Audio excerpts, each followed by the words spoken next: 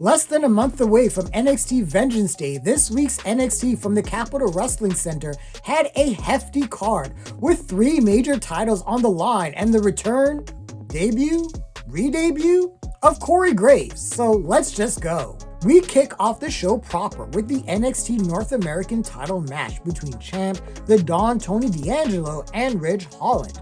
These two men would brutalize each other with fisherman suplexes and spine busters. Sean Spears would come out to observe the match. This match would break down when Nico Vance and Brooks Jensen would attack the family, but Izzy Dane would enter the ring and nail Holland with a kick to the head, leading to a brutal spinebuster from the Dawn for the victory. And holy shit, I was as surprised as you are at how much I enjoyed this match. This gets a mild super hit out of me. I like Tony D'Angelo as a wrestler. I'm not too sold on his character that seems straight out of 1995 WWF, but Ridge Holland isn't exactly known for his in-ring prowess, but he impressed the hell out of me here. Good job, and Tony D'Angelo continues to roll along. In the back, Wesley would get one of the most insane slaps from Trick Williams for talking that shit. Bayley would make her second consecutive return to the CWC to break down her feud with Roxanne Perez and give flowers to the NXT Women's Division, which brought out the new NXT Women's Champ, the beautiful Madness Giulia, who hopes to treat the NXT title with the respect Bayley carried when she was champ. The Black Leather Pants Collective overload ended with the entrance of Roxanne Perez and Cora Jade. And the CWC does not like Miss Jade. Roxy and Cora talk that smack, sparking an insanely wild brawl that went on for a good 5 minutes, with officials coming out to break the 4 up.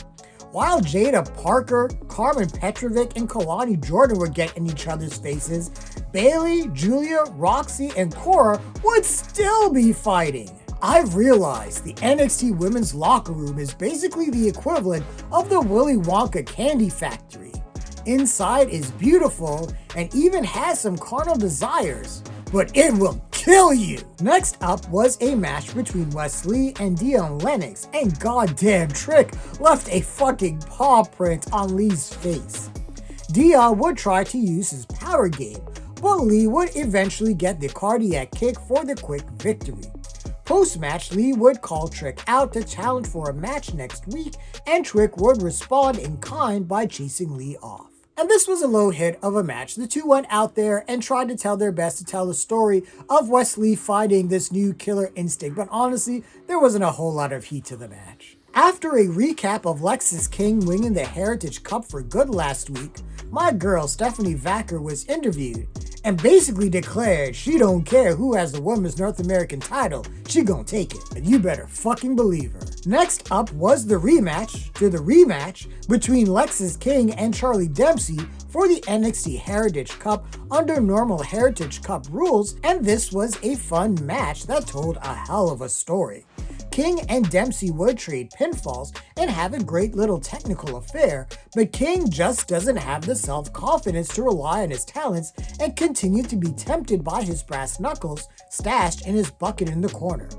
A melee between Dempsey and King in the corner would get the ref tied up, allowing King to hit a low blow before the coronation and pin in round 4. And this was a high hit of a match for me, bolstered by the story of Lexis King being pulled by dark forces.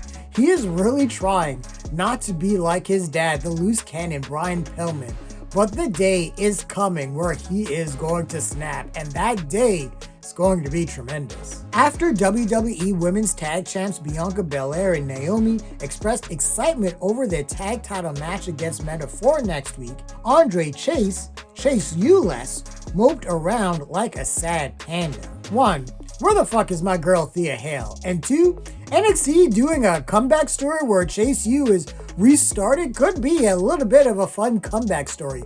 Andre Chase has proven that he can pretty much make anything work. Up next was Carmen Petrovic versus Jada Parker, with Ashante the Adonis in Petrovic's corner, and this was a quick match that saw the women hit everything from electric chairs to sling blades.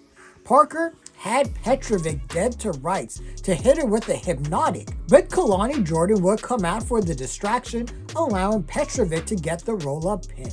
And this was another low head of a match that served two purposes. One, sell us on Carmen and Ashanti as a couple, and two, kickstart a feud between Jada and Kalani. And one of these things I am more excited about the other despite enjoying 3 of the 4 involved. I'll let you do the math on who I am talking about. Zarya and Solruka would give Metaphor a pep talk before their tag title match next week, before our next match, which featured Brooks Jensen and Nico Vance with Shawn Spears against the D'Angelo family. And this was a crazy brawl that had a quick pace and high impact moves that saw everything break down, but a disgusting lariat from Vance would fold Stacks in half for the victory. And this was a low hit of a match to showcase that Jensen and Vance are a threat as a tag team, and I am really intrigued in this whole Shawn Spears cult leader thing if it hasn't already been done. We got some interview time with Fraxium, who exuded excitement over their upcoming tag title defense against the Rascals on Impact. This brought out Josh Briggs and Yoshiki Inamura to declare they want a title shot, which inspired OTM to run in to kickstart a mad brawl. In the back, Tony D'Angelo dressed down Stacks for not stepping up on his own. Yes, if Izzy Dane is the cause for the death of the D'Angelo family, she will always be a babyface in my eyes. We also got a video montage of Ethan Page expressing how much he enjoys hurting people, especially Javon Evans. This took us to Evans, who Ava still won't clear to compete because of his jaw, but Cedric Alexander came in ready to face Page next week. A-Town Down Under, Grayson Waller and Austin Theory of all people would enter to offer the NXT champion a spot on the Grayson Waller effect next week on NXT in Atlanta. And before we got to our main event, we got motherfucking DDP, Diamond Dallas Page in the crowd. Feel the bang. Finally, we got to our main event, the NXT title match between the champ, the ruler, Oba Femi, and Eddie Thorpe. And this was a hard-hitting affair that saw Eddie do his best to take the ruler down with triangle chokes, stunners, top rope elbows, and hurricanes for several near falls. But none of that was enough, as Oba would power his way through Thorpe, hitting the fall from Grace to retain the title. Post-match, Trick would smash Thorpe with a trick shot and get in Oba's face as we close the show. And this match gets a low super hit from me. I was not sold on Thorpe winning. I'm not completely sold on Thorpe as a character, but he tried his hardest, and I always enjoy seeing Oba Femi just smash bitches. This week's NXT show was a major one, but it didn't feel as major as it should have. Sure, we got some major title matches and some big storyline developments, but it really felt like a stopgap show as we progress to Atlanta next week. So I'm going to give this show a mild super hit. Next week's NXT takes place from ATL, and I am expecting big things as WWE has been hyping this show up as we march towards Vengeance Day. Let's do this. But what did you guys think of this week's episode of NXT? Share your thoughts, leave your comments, like the video, subscribe to the channel, and don't forget to hit that bell icon so you can get notifications as well. Thanks a lot, everyone. Take care.